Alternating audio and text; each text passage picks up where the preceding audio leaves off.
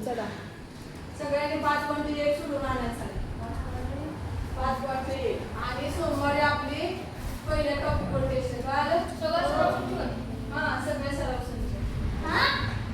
मग असं प्रत्येक सराव संच घेत बसलं तर कसं व्हायचं 19 ऑगस्टला आपलं पेपर आहे त्यानंतर बघा ए अधिक बी कंसाचा घनचा विस्तार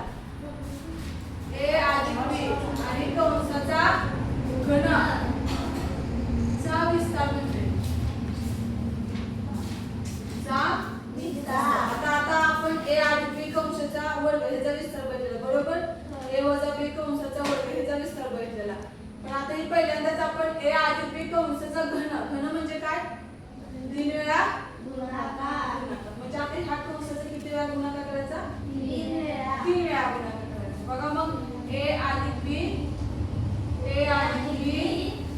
आणि ए अधिक बी पुन्हा कंसाचा घन आहे म्हणजे त्यात कंसाचा 3 वेळा गुणाकार आहे बरोबर आता हे दोनदा कंस आले म्हणजे हे कसं असणार आहे ए अधिक बी कंसाचा वर्ग आणि फक्त राहते का इथं आता ए अधिक बी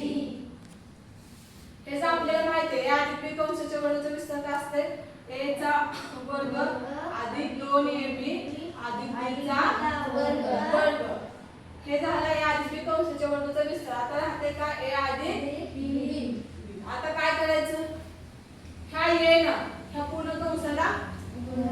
गुणायचं ए कंसामध्ये ए चा वर्ग अधिक 2ab अधिक b चा वर्ग राहिलं काय अधिक बी फक्त बी राहिला तर ह्या बी ह्या पूर्ण कंसाला अजून एकदा गुणून घ्यायचं बघा मग ए चा वर्ग अधिक 2ab अधिक b चा वर्ग त्यानंतर बघा मग ए गुणिले ए गुणाचा आता बघा ए चा घातांक काय असते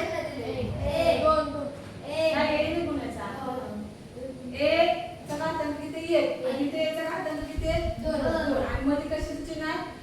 गुणाकार बरोबर आता ह्यांचा पाया कसा आहे समान मग घातांकाची गुणाकार म्हणजे काय होते बेरीज होते मग काय होणार 2 अधिक 1 3 म्हणजे इथे ए चा काय होणार घन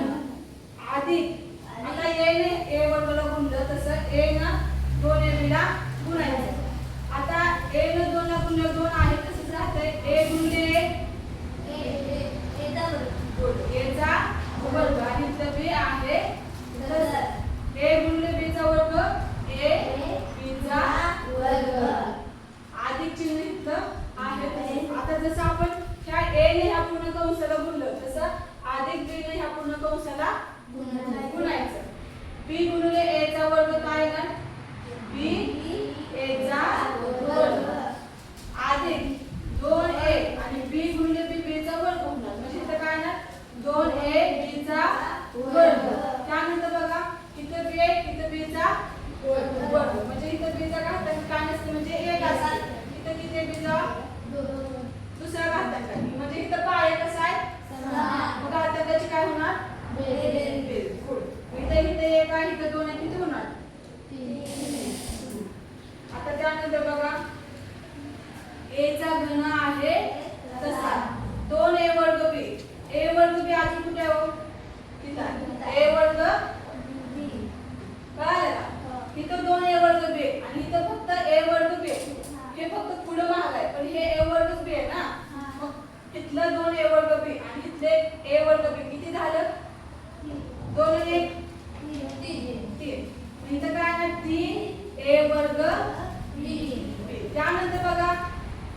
इथं ab चा वर्ग आहे बरोबर आणि इथं काय आहे 2ab चा वर्ग ab